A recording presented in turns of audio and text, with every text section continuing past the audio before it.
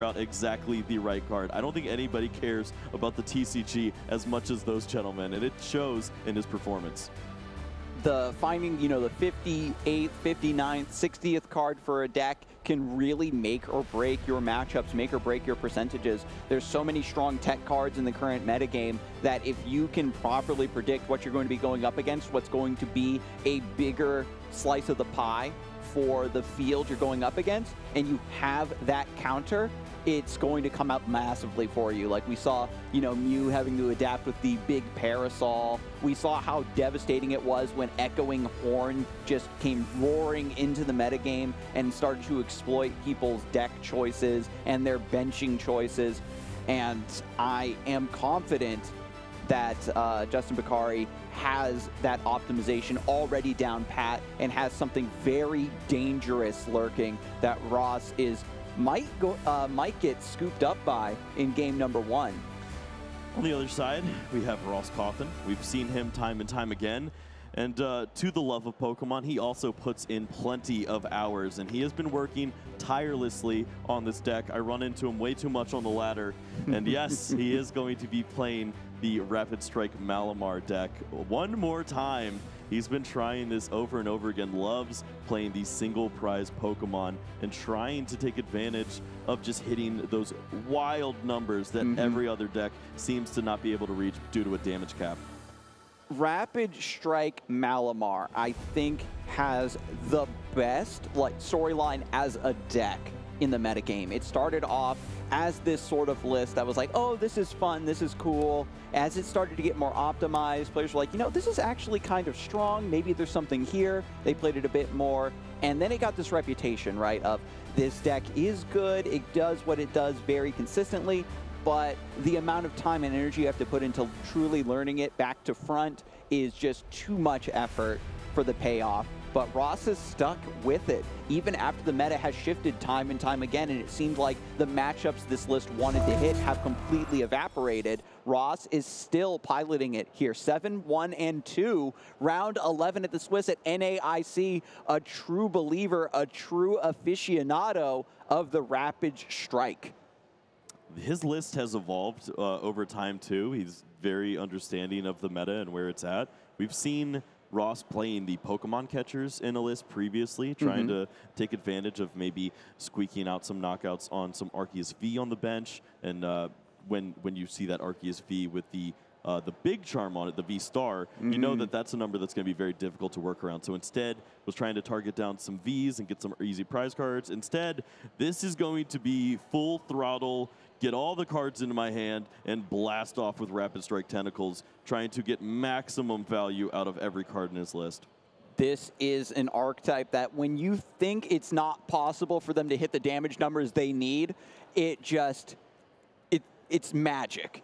They draw so many cards, their things are flying left and right, and the numbers all coalesce into this massive hit. And once that Rapid Strike Malamar gets set up, you just keep swinging until the game is done. Justin Bokhari, starting off with a Manaphy in the active, does not have the threat needed. Historically, when players need to take down Rapid Strike Malamar, they have to be aggressive. They have to get some tempo, start sniping the bench to deny these Rapid Strike combos with the scoop-up nets, etc.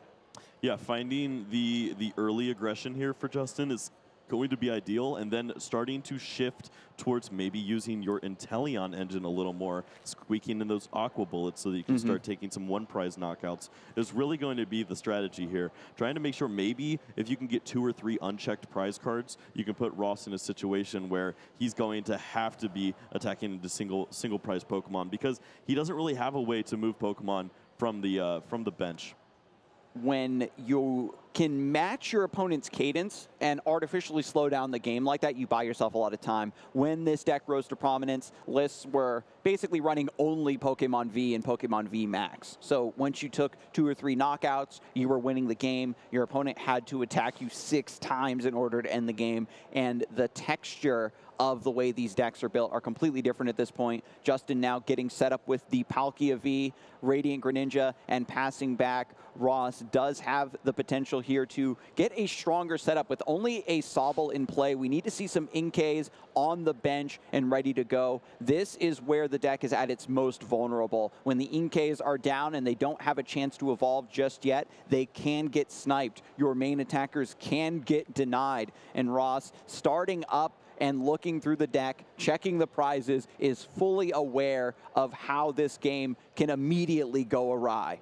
Yeah, Ross starting with that Brawly is going to be very nice. Just being able to get some extra Pokemon onto the bench and start to work on a setup, really reliant on the opening Octillery from what I've seen from his play style, and then eventually working in the Drizziles and the Inteleons when he finds them. Octillery, just such a strong card, finding Karina's focus to get you set up for those initial opening turns, and then you really start to hit your stride when you find those Cynthia's Ambitions later on, drawing upwards of 8 cards, and then you can start working on knockouts on big V-Star Pokemon.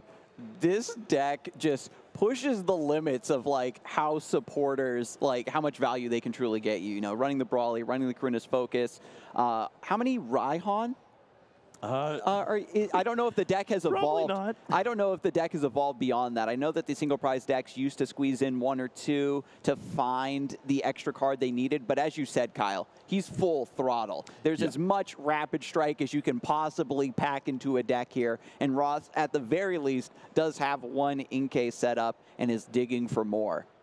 Important for Ross as well is that Manaphy, if he's able to find that. Won't be able to find that here with the Brawly, but potentially later on we could see that Manaphy come down. That Wave Veil is going to be very important for blocking out bench damage, as Radiant Greninja likes to do things. It's got that Moonlight Shuriken, 90 damage to 2 Pokemon. You wipe out 2 Inkays, you know you're not getting attacked next turn with a board state like this, so surely Ross has to have that on his mind. Level Ball just continues. Ross digging those cards out of the deck, getting this powerful foundation set up. Maybe a second Inkay can come down. If you have 2 in the bench at the same time, like we see now, you are resilient to one of them getting sniped. And Ross is feeling pretty good about the setup, I imagine. Now we've got the Manaphy to try to protect the bench. This is the evolution you were talking about, Kyle, adapting to the threats that keep disrupting this deck and keeping from doing what it wants to do. And we'll see if Justin can finally get an aggressive threat on this turn and start to whittle down the 6 prizes that are needed to end the game versus the single prize deck. Justin does continue to just draw through with that Radiant Greninja, try to find something, and the cards are not coming together here. Does not have a Sobble and has the 4 Battle VIP, of course, in the deck. Not able to find one on the opening turn, and it really just shows how detrimental that is to a deck like this. When you don't have the Sobbles down early, this Irida isn't nearly as impactful as it may have been, being able to instead go grab Drizzile and start working on an attacker to start taking these knockouts early. Over and over again, Palkia V-Star, a deck known for its aggression, is struggling to get off of the starting blocks here, and decks are exploiting this weakness. As soon as you detect that your opponent has a slow setup, you can see how they're struggling to put their game plan together. You can turn up the gas against them, and that's what Rapid Strike Malamar specializes in. As soon as they can get a Malamar in play, they're off to the races, and things start to crumble and collapse all around you. Justin is sweating right now. The Irida might be able to put something together, but if Ross comes out swinging on this next turn, Justin's struggles will be all for naught. It looks like going for the Palkia V, just trying to have multiple Pokemon ready to go. We could potentially see Star Portal this turn if enough water energies are in the discard pile, but this is certainly one of those slower starts here for Justin. Having the second Palkia is nice if this one happens to go down, but we're just going to retreat the Manaphy. We do get this into the active, finally, the Origin Form Palkia V. With 1 energy attached, is this, oh God, just an ugly rule to region? No, we do have the evolution, thank goodness. Going for the Star Portal, more attachments ready to go, and Rapid Strike Malamar fills up the bench, plays into the subspace swell, but you're used to everything that you play getting 1 shot. So it doesn't matter if you're trying, you don't have to play around this subspace swell. You can see the nod from Justin to the respect of Manaphy, not going to be working on that Radiant Greninja and trying to potentially work into that attack. you're going to need cross switchers or maybe a one copy of Boss to eventually remove that mana fee, and it just comes right back because this deck has so many ways of getting Pokemon back. It's got that rescue stretcher or rescue carrier to bring back Pokemon, and mana fee just comes right back into the bench. So don't even worry about that. Just get your Pokemon with your high hit points ready to go and take knockouts on the active as you can. So Drizzile hits the bench. Shady Dealings looking through the deck. This is a list with so many moving parts. You have to be careful to make sure you take the right cards at the right time. You're planning turns and turns and turns ahead of time because with the Rapid Strike Tentacles effect on that Malamar, you're revealing the cards from your hand and shuffling them back into the deck. You have to make sure that you have a little bit of fuel still left afterwards to put another big swing back together. And Ross is vulnerable to hand disruption if Justin Bokhari can put it together at the right time. There's no Remoraid yet on the bench, so no Octillery to help search back through the deck with that Rapid Strike search. So even though the threat level is there, thanks to Inkay, the rest of the subsequent turns are still very much up in the air. Yeah, absolutely. This is a spot where Ross now has to consider, like, yes, I am going to draw a bunch of cards and I'm going to get set up. Is it even worth trying to work for a knockout at this point, or do I need to consider working on my setup even further? Because generally taking these big knockouts requires you having a decent setup, maybe using a scoop up net and continuing to use these abilities time and time again. That's something you probably want to focus on here. We could certainly see a little bit of chip damage this turn, but you got to find those additional basic Pokemon to have some answers in the future. That's certainly a tough call, Kyle. You know that Justin Bokhari seemed to be off to a slower start, but managed to pull out the Palkia V-Star, got the Star Portal going, has those Water Energies in play, and so Ross maybe was thinking about a slower line like that, a more setup-based line, but might be tempted to become more aggressive just to keep up with Justin's newfound cadence and threat. So he's counting out the cards right now. He has essentially 5, but he also has the scoop up net. So he could like pull his own Malamar up and then have 2 more and be at 7. It's tough to pull the Malamar back. Though, ever. If it's your final, it's got to be for your like last attack or next to last attack for the game. Way too early for that, but that is something that Ross still has in mind. Scoop up net becoming 2 Rapid Strike cards, 40 damage per each one you reveal. So we can just count by 4s. You know, say it with me, chat. They're doing the math as well in their heads. I keep my my multiplication chart on me at all times. we don't play any games here. I don't. Head empty, just vibing. It's enough, right?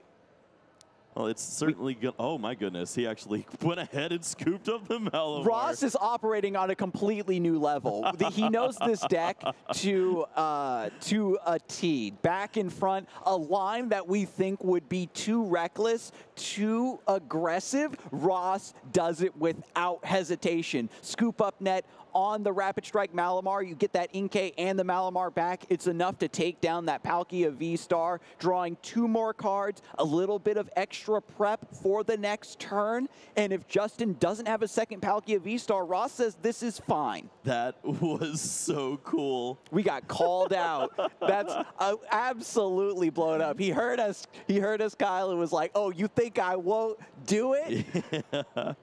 I mean, it's certainly something that you can afford to do when you have the second ambition in hand, and that's just him understanding where his deck is at. He can go ahead, allow this Palkia V or potentially V-Star to come out, take a knockout on his Malamar, maybe buy a turn right now with a card like Manaphy. You're not going to see Radiant Greninja coming into play. Star Portal has already happened, and there's no way that Justin actively attaches to that Pokemon 3 turns in a row. Justin already taking advantage of the potential situation that he's presented with. Irida finding the evolution, getting a quick ball, getting the Sobble, level ball, also searching even deeper for the deck. The setup is all here. We have the evolution, and now this Malamar is going to go down. Ross heading into his next turn without an attacker. Yeah, unless we see the swoop teleporter, I don't think anything is going to be happening on this side of the board just yet. We do see an energy in hand. The Spiral will be able to potentially use Keep Calling. if that is something on Ross's mind. But honestly, Cynthia's Ambition, finding some basic Pokemon has to be the first thing that happens here.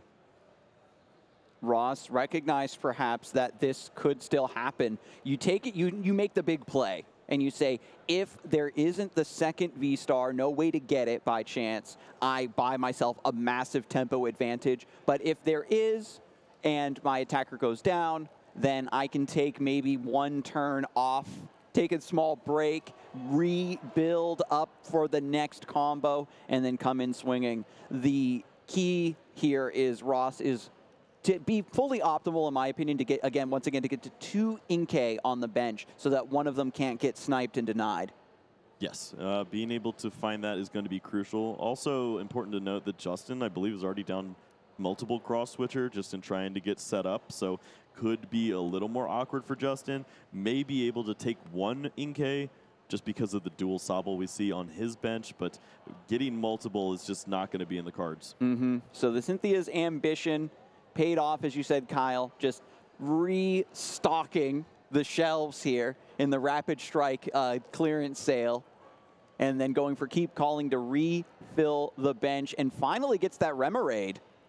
Yeah, that's such a clean play, just being able to fill your hand as high as possible.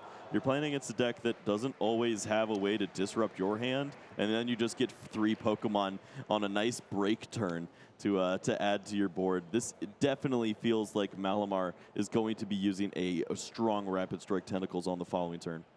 Despite everything, Justin is putting up a good fight, but Ross, with this single prize deck, is forcing Justin to still play at this cadence of, well, at the end of the day, you can only take 1 prize per turn, so I can take advantage of that. I can safely take these low tempo turns that could be completely game ending, right? You lose your momentum in another deck, but for Rapid Strike, if you get a solid turn like Ross just had to completely reload, the next swing is going to be so devastating for Justin, and you have to start thinking, okay, where's my third threat coming from? Can I get an Inteleon in play? Can I get another Palkia set up in time before the Malamar hits that active spot? If Ross is somehow able to buy enough tempo to have Malamar just KO 2 Pokemon back-to-back without a KO in return, it could be too much for Justin's list to handle. Oh, look at that. Justin has the Marnie already and is going to limit the hand size here for Ross. Absolutely huge, as Ross was holding on to all of the goodies. After that big refill from the Cynthia's Ambition, fully disrupted by a Marnie. I said it, Kyle, at the highest levels of play, these players are going to use Marnie at the most devastating time for the opponent. And now drawing into 5 cards, we see the scoop up net. Maybe a Drizzile tries to come through. There's 1 energy attachment. Justin's thinking about this Aqua Bullet already. I wonder if he's going to give up on that line and maybe save the scoop up net for later. Yeah, probably going to have to use that at a different time. Maybe that secondary Sobble, if it ever becomes a Drizzile, you can do that. But this is definitely going to be Justin thinking about his next 3 attackers. He has this Origin form Palkia V-Star already in the active spot, ready to go. The secondary Drizzile with the water, already thinking about getting an attack off. And then we know that this deck does play 1 training court. So that's really Justin's way of coming back in situations like this. You don't play many water energies, so you need to make sure that every single one of them counts. Maybe you catch Ross on a turn where he doesn't have a counter gem. 3 knockouts, 3 Cynthia's Ambition. You cannot keep Ross down even after the Marnie. The hand is fully reloaded, and we'll see if a Rapid Strike Malamar can strike back against this second Palkia V-Star. The answer's yes. Already counting the cards. You know, if you're Justin, you're looking across the table and saying, oh, wait, the math is being done. This isn't good. Ross just making absolutely sure he can hit these numbers. Yeah, Ross taking a peek. I think we already saw 5 that just don't even require getting played down. The Evolution Incense could go and find Octillery, which could then go ahead and search out another one of these Pokemon if he so chooses, or another Rapid Strike card. And then I think there was 1 other card that could work its way in, a Scoop Up Net potentially. Of course, you can also just use your Shady Dealings Inteleon, go grab 2 cards, grab that Octillery, really start pushing through here. And Ross just has to figure out how to sequence this, right? Because it's not just about this turn. It's not just about getting the KO this turn. You have to have a strong enough setup where you can then have the resources for next turn. Again, this is Cynthia's ambition number 3, so Ross is getting a little bit less of an ability to reload as we go later and later and later into the game. Yeah, this is Ross's favorite card to grab, that Rescue Carrier, especially when you already have given some Pokemon to your opponent in trying to get this set up. When one item card turns into 80 damage, that's a pretty good card. I'd play that in just about everything. Yeah, the Rescue Carrier, you open it up and power tablets fall out. 3 of them, yeah, that's some value right there. So finally gets the Octillery. The Rapid Strike Search is now going to take over for the Cynthia's ambition, being able to look through the deck, find that Rapid Strike card, not just for boosting the Malamar's tentacles. It also can find you the utility that you're looking for. It can still find you that supporter that you can cash in. Karina's Focus, for example, right? Just keep drawing more and more cards. So this is the perfect opportunity for Octillery to show up in this game. You can already see Ross thinking, well, maybe I've got enough Inkay already right now. Sobbles are going to be a great way to continue drawing into more of these item cards by way of that Drizzile and eventual Inteleon. So going with multiple Sobble there off of the Rescue Carrier. With the second Inkay, I think you're feeling pretty good. Justin on only 1 boss's orders, I believe. Still trying to run those cross switchers as well. Ross hasn't seen anything like that just yet and is going to take the risk here of just getting the Sobble set down instead. Rapid Strike Search now coming through. Ross still getting more and more resources into the hand in order to cash in for a big Rapid Strike Tentacles attack. I think needs 7. Yep, 7 is going to be able to do it. It's 40 times 7 is 280. It's clean math. That's what we did last time to take this knockout, and surely there is enough there in that hand to get the job done. So it could certainly see the scoop up net first, and that looks to be the play. And going after the Manaphy values the bench space. Interesting. Another Sobble to hit the bench instead. So that's 1 less Rapid Strike card in the hand, but that's not required. Reveals the 7 and gets the KO. 2 more prizes. Ross closing in on victory, and Justin promotes the Drizzile. This might be the debut of that Shady Dealings Inteleon that Justin had been setting up from a couple turns prior. And talk about clean play from Ross, just understanding his prize cards, because he played his hand down to just a Manaphy. And then he draws in, and in his prize cards was a Drizzile and a Level Ball. Just took the risk right there, understanding I'm probably going to find something that leads to Cynthia's ambition next turn. I'll be fine. Running the calculations that these Rapid Strike cards are in my prizes, using it as almost a second hand, is that ascended level of competitive play that you see these players do, where when things are in the prize cards, they can be a little bit more aggressive when they really need them, and Ross needs every single card at his disposal in order to get this Rapid Strike engine to fire on all cylinders at maximum efficiency. Capacious Bucket, Galarian Zigzagoon found. Coming through with the Aqua Bullet. This is going to start getting scary because Ross scooped up that Manaphy. Oh, whoa, whoa, whoa. Hey, do we have multiple scoop up nets? This could get crazy. Yeah, this is a lot of damage that could potentially come down because Aqua Bullet is dealing that additional 20 like you're speaking of, and that could remove an Inkay if you have a triple scoop up net. Could this really be it? There's the attachment. Zigzagoon. Oh, there it is. Are There's you the kidding scoop me? up net. Ross benched the Sobbles, thought that he didn't need as many Inkays in play, was confident that the attackers would be fine. But the Inkay's getting pinged down here. Melanie also joining the party, drawing more cards for Justin. Wow. And the Aqua Bullet takes out the Malamar and takes out the Pokemon that was meant to take its place. Oh, Ross maybe just got a little too cute there. Wanted to go ahead and scoop up net his Manaphy to get the Sobble down. it looked like Inteleon was going to be a really nice way to just pick up and have those resources. You could use that Drizzile, but instead opens up this really nasty play for Justin, and that is exactly what you want to do against this deck. One prize card remaining.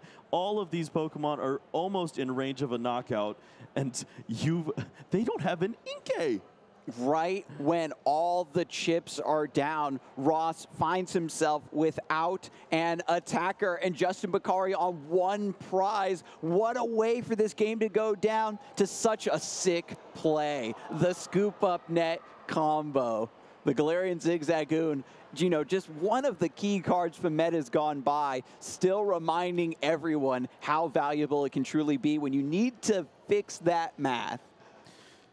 Well, there is hope for Ross, at least in his eyes. He has 160 hit points right now in the active spot. He's going to go ahead and get that energy down on the Inkay. Hope that his opponent just does not have that last water energy or potentially a training court to get the Palkia V-Star attacking and taking that last knockout.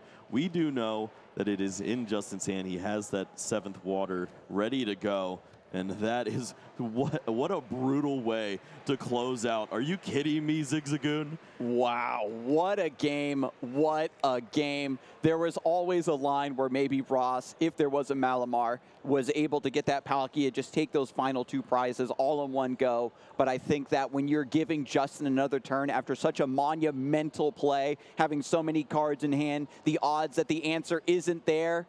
There we go. And it's just water double cross. That's going to be game 2. The double cross for the finisher. Ross flew a little bit too close to the sun there at the end, and Justin perfectly identified that moment to employ the Aqua Bullet. Get that bench damage when the Manaphy wasn't there to protect all of the little babies on the bench.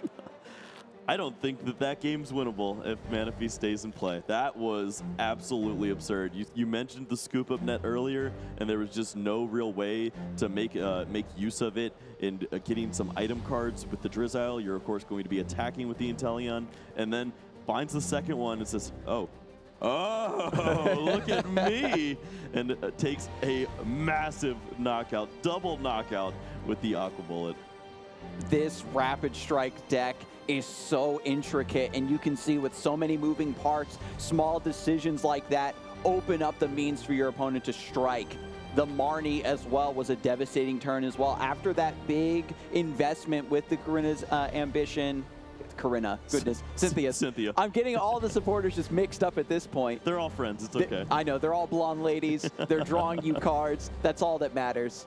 But anyway, after those cards had been drawn, after the bench was beautifully set up, that Marnie disrupted, forced Ross to jump through a few more hoops in order to put that combo back together. But Ross has learned his lesson. That was just the first game. There's no way he's going to open himself up to a play like that, and Justin is going to be in a position where a line that got you a win is no longer available. So, he's already scrambling in his mind, thinking about additional game plans that he can put together to take down this Rapid Strike Malamar. He's gotten a taste of what it can truly do when it gets off of the ground, and I know that he's still quite intimidated. Just knowing that your opponent has that Galarian Zigzagoon is information enough to make sure that that never happens again. It's not a card that we always see in these Palkia V-Star decks anymore. A lot of them have chosen to go a different route, adding to that consistency, the additional waters, but just having that resource there for Justin proving so crucial. This is a very interesting idea as well for Justin. Now that the Galarian Zigzagoon doesn't have the surprise factor, you aren't doing any cheeky things of trying to save your scoop up nets for it. Now maybe Justin feels a bit more free to use those to cycle the Drizziles, get a little bit more cards, and work towards whatever new game plan he might have constructed here as we head into the second game. 23 minutes still left on the clock. That game was so back and forth, Kyle, and we have plenty of time still left for both of these players to find a conclusive victor here. Ross starting off with a pretty strong hand. We do see multiple Inkay already, and the Fog Crystal as well could potentially find one. And we see a Brawly for the following turn. So certainly going to have some time, probably going to sacrifice a couple of prize cards here and there to get the setup going, but that's to be expected with Ross. You have to buy yourself some time, and then you can cash in on these huge knockouts on these V-Star Pokemon. Looking through the deck, knows the prize. As you can see when the players lock it in, it's just like, I don't know how to explain it. It's like the way that the players just like shift the focus when those prizes are locked in and they decide on that game plan, and just bam. The basic Psychic Energy is the choice here from the Fog Crystal. Yep, looks like we just see the other Inkay and not too much else to do here. Go ahead and get that energy attachment for the turn and see what Justin's made of. Double Inkay already means you have the makings of a powerful attack. Justin going to take a look at the prize cards now with Hisuian Heavy Ball. There is an Inteleon in there. Going to get some information with the Palkia as well. Go ahead and grab that. Yeah, didn't catch the rest of Justin's hand, but I'm sure he was hoping that Radiant Greninja was hanging out in there. Saw a lot of water energies. Of course, having a secondary Pokemon there on the bench, that Palkia V, is going to be nice, but needs a little bit of help from the left side of his hand. Didn't see the rest of it, but it wasn't looking too strong on the right. At the very least, you find the Palkia V. You can get a second one set up. This is the battle of who can keep their attackers ready to go. They're just swinging back and forth on one another. And the first player to not have an attacker set up and ready to go to mount that counter strike, that swing back, is going to fall perhaps too far behind. Justin had to do a lot of scrambling in game one to make sure that these Palkia Vs were assembled and ready to go. And Ross has a much easier time getting prepared as long as these Inkays can remain in play. Brawly going to come down now to start off the turn, finding some rapid strike Pokemon and putting them onto the bench and getting set up immediately. The Remoraid also now hitting play a lot earlier than we saw in the first game. Octillery has many more turns to start putting in that work and finding the missing pieces that Ross might need to make these combos even more devastating and more consistent. Yeah, this is a lot more like what I'm used to seeing from Ross. Grabbing that opening Remoraid, we didn't see this in the opening game. Maybe just not being able to piece together the everything he needs. Maybe he just saw a lot more pieces of the Inteleon line and thought that was the route to go. But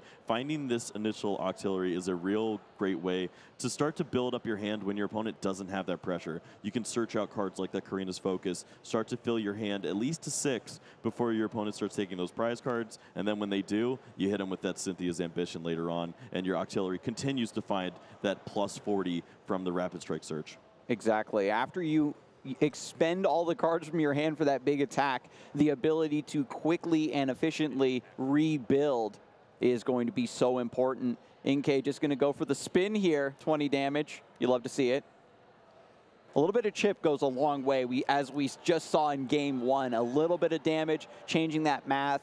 One more spinning attack, depending on how slow Justin is, makes up for, one Rapid Strike card out of the hand. Yeah, that's true. Just having to only do 6 could certainly lead to having a little more playability out of your hand on the following turn. Doesn't necessarily look like the Palkia V-Star is lined up just yet. The Radiant Greninja is going to have to use concealed cards and hopefully bail Justin out of a really awkward spot. Sure enough, we're going to see those 2 cards now. What's he get? Water Roxanne. That's not it. Oh, the Roxanne. Try again. Scoop up net, tries again, discards another water energy, draws more, has a cross switcher. Water cross switcher, what? Oh no, Justin once again, maybe off to a slower start, was able to bring it back in the first game, but that was purely down to the Zigzagoon combo, purely down to that Manaphy getting scooped up with that scoop up net. And now, if you can't truly set up with your deck and get that aggressive cadence you're looking for, that line is starting to dwindle. That path is being closed off. The training court is found here. The Palkia is in a strong position, but we need the V-Star. Yeah, just chipping away slowly for Ross is going to be a very strong game plan. Looks like this hand can play down fairly well. We see the Drizzile, Shady Dealings.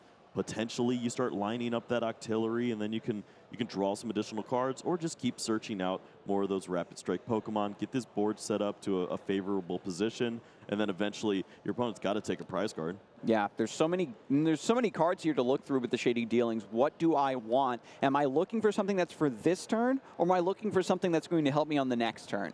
Looks like Evolution Incense is grabbed. Octillery is also set up.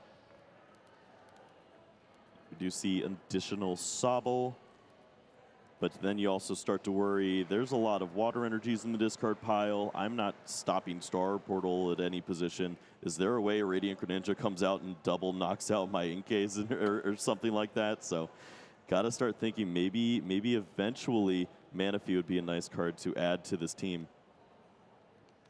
And now with Korrina's Focus, going to draw all the way back up to 6 cards in hand. And no, oh, there's the Malamar finally. We do have the Evolution, a little bit more utility in the hand, but lacking on Rapid Strike cards, Kyle.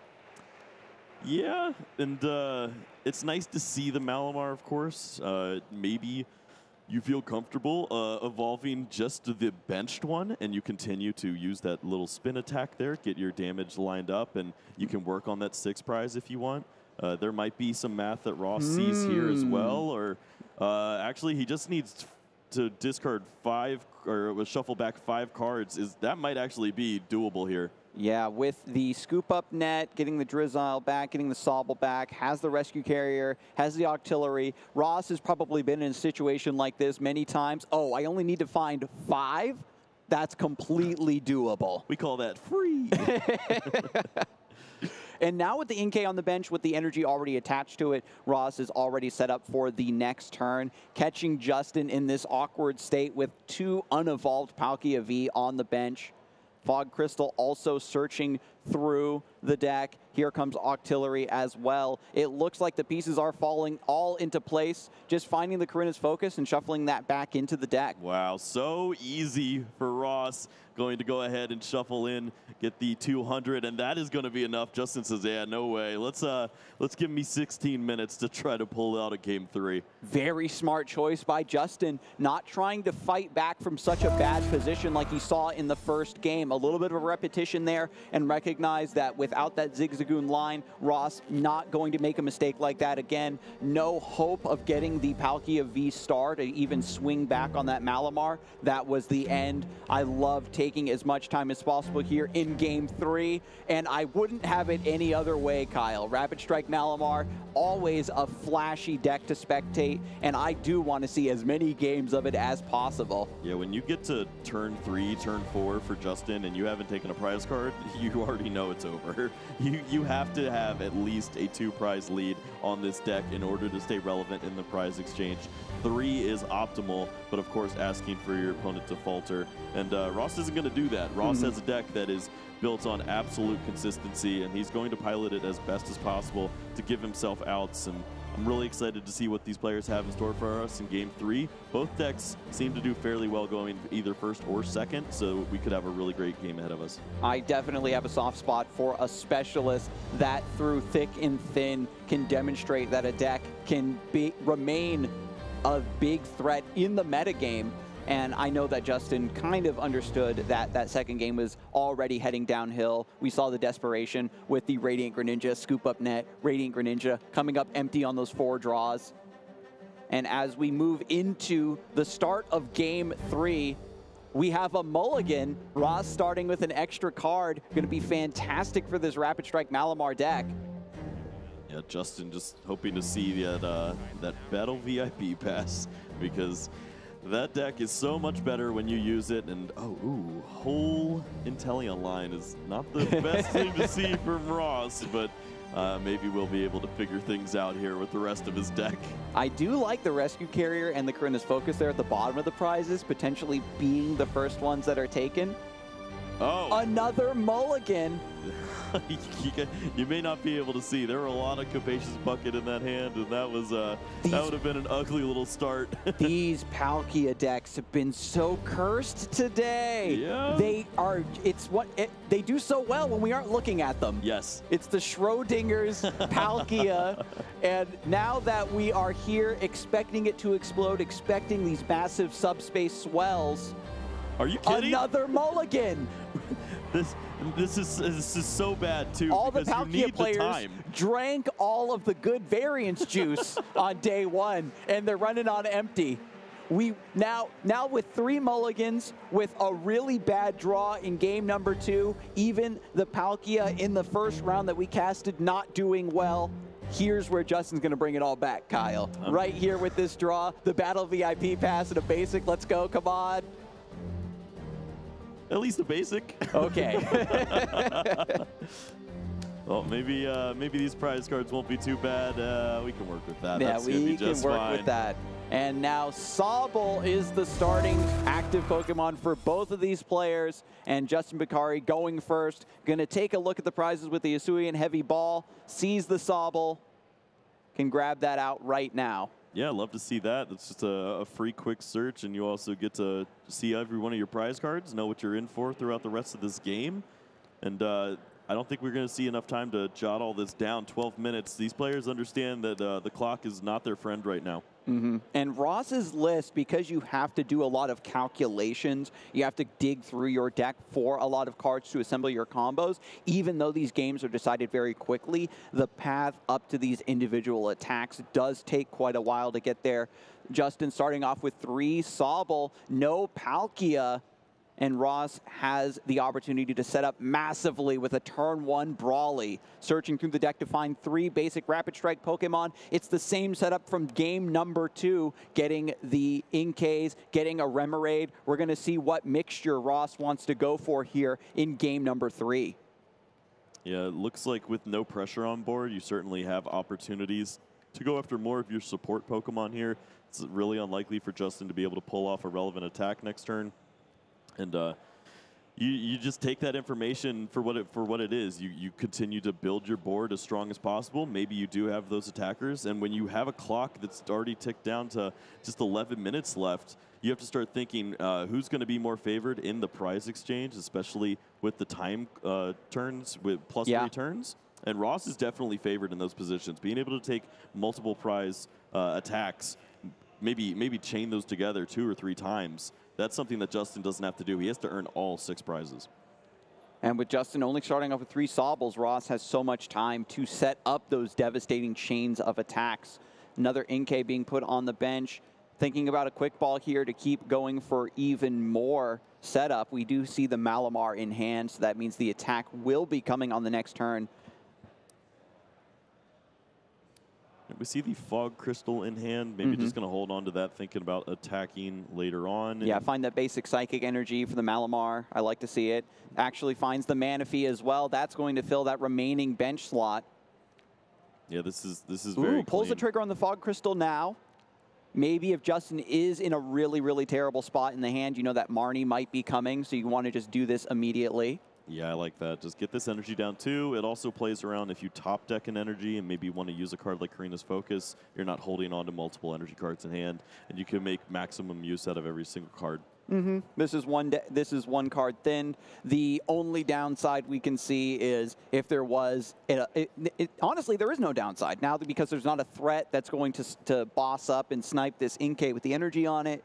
Ross has a pretty free development, and Justin going to go for the Irida.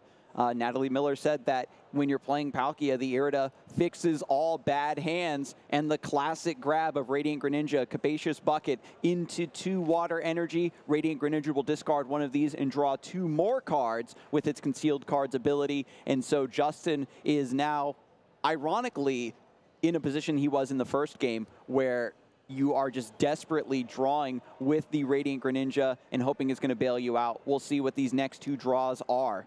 Yeah, Drizzile and Palkia, of course, are going to be 2 big cards to find soon. These are good. Trying to put it together. Level Ball is in hand, Quick Ball in hand as well, so surely we'll be able to see some Palkia V hitting the bench sometime soon.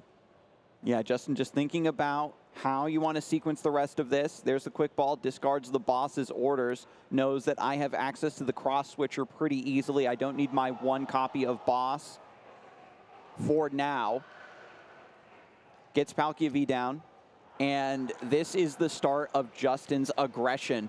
Ross going to be threatening with that Malamar the next turn, but Justin just needs to make sure that when that KO goes down on the Sobble that he's ready to strike back, and the assembly is already here with the energy attachment as well. Ross now in the driver's seat, plays the Rapid Strike Malamar. There's the evolution, and just needs to get this Sobble out of the active. This is when Ross gets dangerous. He has a lot of evolution Pokemon ready to go. He's going to line those up before he has a potential supporter play. And even you can play it now too and just make sure that the Drizziles are used to maximum effect, which is pretty nice. I was thinking maybe you go... draws a Drizzile. Yeah, with the level balls, it's a little trickier. You weren't able to go find the Malamar just yet, but does find a lot of nice cards here. And now you're definitely going to have those attackers lined up. You even have the Fog Crystal if you potentially want to retreat and take a knockout here.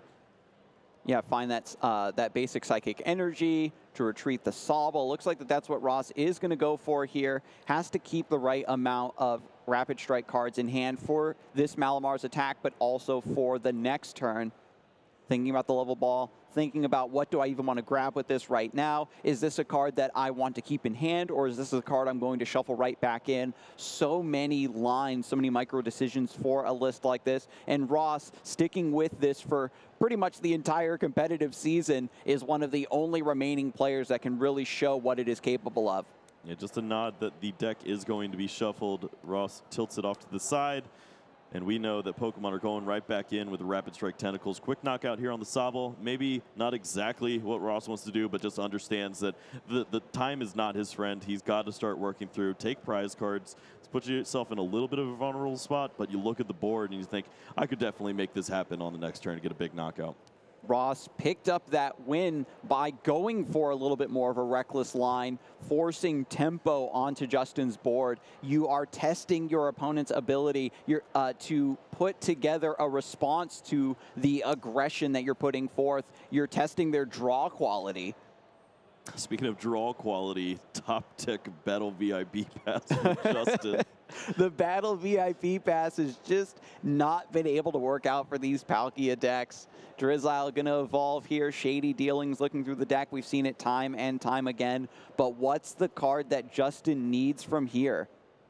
Yeah, we see the Irida is in hand as well, so just having additional energies and maybe a secondary Pokemon, you get that Star Portal ability off and maybe charge up both of your Palkia V. That could certainly be good, and there is one Cross Switcher in hand, so if this Malamar isn't to the target, maybe you go after the engine, but you have to start thinking you got to remove Malamars from play. That was one of the only ways that Justin was able to win, right? Somehow able to get both threats out of the running. But we can see here that it's getting very down to the wire. Digging through the deck, trying to find these cards. Typically, when we see these Intellion engines, when we see Rapid Strike even, they have the ability to pull out these plays from seemingly nowhere. And Justin trying to channel a lot of the energy now we see from Arceus and Teleon. It's still a fantastic engine for consistency, and as long as you can get the cards that you need, you can find your way out of any bad spot. Second Palkia set up on the bench, Cross Switcher, got the V-Star for the evolution. It looks like an attack will be able to happen here for Justin, at the very least. Yeah, the Cross Switcher is going to be interesting. What Pokemon do you want to target down?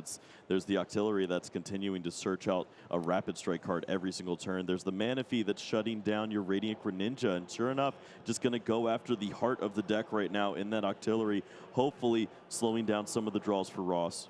This is an interesting idea from Justin, recognizing that I can't stop the Malamars from swinging, but if I can limit the amount of Rapid Strike cards that Ross has access to, maybe these attacks won't be strong enough. We did the numbers before, 7 Rapid Strike cards in hand to take the one-hit knockout. Rescue Carrier from the prizes going to get back that basic Pokemon back to the hand, put it onto the bench here. Remoraid is ready to go. Cynthia's Ambition also being utilized after a knockout. This is where the deck truly explodes. Once you take that first KO, the Malamars get angry.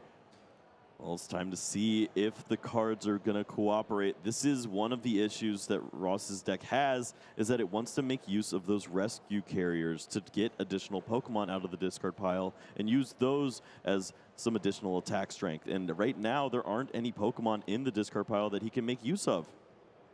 It's still, yeah, so early in the game, Justin's doing a good job of just limiting the attack potential. This was the line of play that he conceived as we headed into this third game. Just if I can limit the attack power, that's how I'm going to win this game. Slow things down, get my 6 prizes that I'm going to need.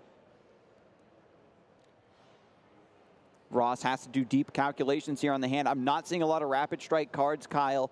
This might be a very off turn for Ross. And if you have to take that risk of passing, not being able to deal the one-hit knockout and pivot to this second Malamar, it could be too late. Yeah, there's 6 cards that are rapid strike, essentially, with the searching effects, and then 2 cards that aren't, because you have the Cynthia's Ambition and the Rescue Carrier that don't help you out. So gonna maybe have to make use of a scoop-up net to potentially make this work. So let's see. The level ball found Inkay. I believe that was Evolution Incense for the Malamar. We've got the Drizzile to find the scoop-up net, scooping up the Drizzile. We have Rapid Stripe Sobble in the hand, so that's 3 now. Re-evolve the Drizzile. Finds Fog Crystal. This can pull an Inkay. Yeah, I think that scoop-up net was able to do it, and finding a way to make use of the Drizzile, pulling the Sobble back into the hand. He put it together. Is so clean. I mean, I gotta eat crow here. I said it. I said it at the start of the set, and I should have just stuck to my gut. Whenever you think that this Rapid Strike deck can't put together the combo that it needs, it finds a way. And Ross, of course, one of the best players on this list on the planet, of course, is going to say, that's what we call free. You do not doubt the X-Files. They always get there. He has put in so many hours with this deck, and it looks so good. Able to hold on to both Malamar here, not in danger of missing an attack. Making use of that scoop-up net was so clean, and is going to be off to a huge lead here. 3-5 in Malamar's favor. And once you get ahead on these prizes, like you said, Kyle, this is where the game is truly, truly locked into your favor when you jump ahead on these prizes. And now with Malamar, you just need to attack, attack, attack to close it out. 1 minute left on the clock in Swiss round 11. Will Ross have the proper turn number to get those 3 attacks in? Justin might already understand that this is just going to be way too much for him. It's unlikely that you're going to find 5 turns to piece together with the way that the clock is shaped up for you. And we even see cards like that Roxanne potentially starting to come down here. Just really has to hope that Ross just dead draws for plenty of turns. We don't see the Octillery yet, so it's possible. We'll see what happens off the top of the deck now. 2 cards in. That Octillery has not been reestablished. The Remoraid was put down last round. That is what we're praying for here, Kyle. Maybe off the top we get another Cynthia's Ambition, but will Justin even take the knockout, try to turn off that avenue as well? Is it that desperate? You have to take these prize cards if you want to close out, and I think that time is going to be really painful for both of these players now, as Ross does not play ways to move Pokemon into the active spot. Exactly. That is the downfall of this Rapid Strike deck. You're just swinging in on whatever your opponent dares put into the active spot. You can't take the extra time to run those sorts of cards that disrupt your combos. Still looking through with the Shady Dealings and Teleon, thinking about what I'm missing. Justin looking through and making the choice here. Finds Pal Pad. Maybe gets that boss's orders back in from way earlier. Evolution Incense. We have a Palkia finally. But again, the 5 turns is just not going to be realistic here. Yeah, we could also see Pal Pad just continuing to grab that Roxanne. Justin is actually turn 0 here, now that time has been called. So Ross is going to be turn 1 and then turn 3. So that's only going to be 2 swings coming in through the Malamar.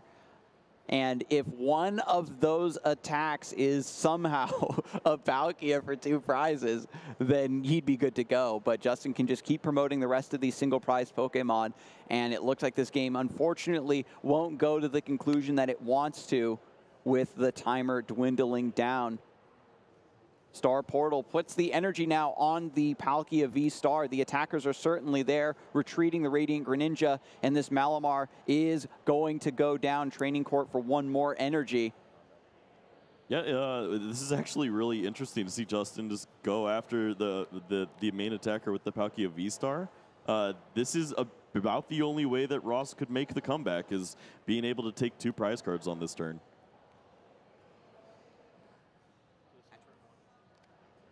But anyway, Ross is, jumping in, trying to figure out putting this combo together. He's not too focused on the time. He's focused on the game at hand. He knows that he's going to still play out the rest of what is available with as much, enthusiasm as possible. Rescue Carrier now coming through. It wasn't as good before, but now that Justin has taken a couple knockouts, you can get some strong Pokemon back from the discard pile to power up your Rapid Strike Tentacles attacks.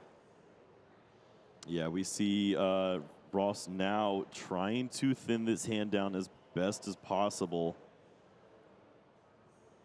Just thinking about how to approach the rest of this setup. Sobel also hitting the bench. That's one less Rapid Strike card in hand. Goes for the training court to get this energy back. Oh, there's just nothing left. This Roxanne worked really well. Mm-hmm. Yeah, just taking an off, forced to take an off turn. Just getting this next Inkay prepped. So it looks like, Ross is indeed out of steam here. Fully empty hand, not something you typically see from the Rapid Strike deck unless they just cracked for a gigantic amount of damage. But Ross fully expending his resources and has not dealt anything. Malamar goes down. Justin just with the draw pass. This is going to be the final turn. Inkay hits the bench, and that is the resolution. There's the fist pump. Going to be a tie here. I'm really curious now, after that Roxanne was so devastating, if those players truly had a few more rounds to play out, how it would have gone.